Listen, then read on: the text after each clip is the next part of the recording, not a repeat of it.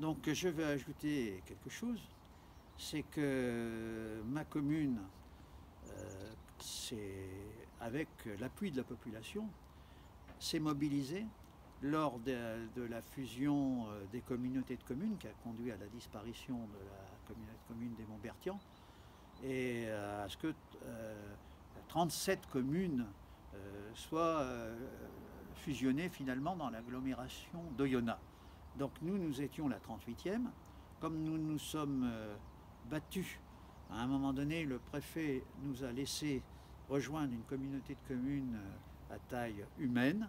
Nous sommes à peu près 15 000 habitants et à l'intérieur de laquelle Serrières-sur-Ain, notre commune, a pu garder ses compétences essentielles. Ça nous permet aujourd'hui de construire nos stations d'épuration. Nous n'avons rien à demander à personne, alors que les maires des communes avoisinantes qui sont dans le même cas doivent demander au président de l'agglomération dont ils dépendent de bien vouloir construire une station d'épuration. Nous avons aussi notre eau potable et nous avons aussi notre urbanisme. Donc nous sommes en train de finir notre PLU, plan local d'urbanisme. La plupart peut-être même toutes les communes, nous sommes 14 communes dans notre communauté de communes, ont été d'accord pour ne pas faire un PLU intercommunal aussi longtemps que c'était possible d'avoir un PLU dans chaque commune.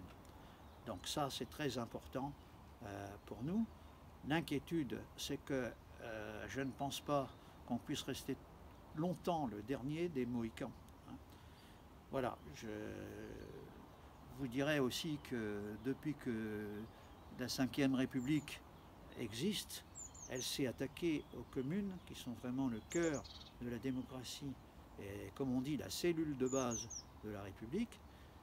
Je rappelle qu'une des premières choses, ça a été, comme je l'ai dit tout à l'heure, de fermer pratiquement toutes les écoles communales en France.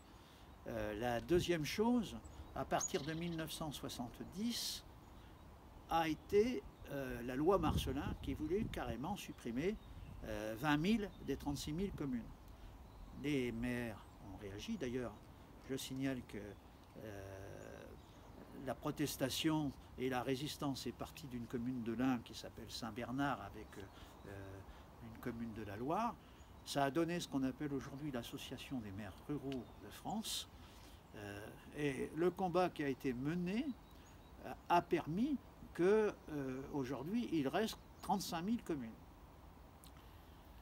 Le gouvernement a trouvé autre chose, enfin les gouvernements successifs ont trouvé autre chose, puisque c'était impossible de les supprimer, on les a vidés de leur contenu. Et c'est pourquoi il reste très très peu de communes en France qui ont encore les compétences essentielles dont j'ai parlé tout à l'heure.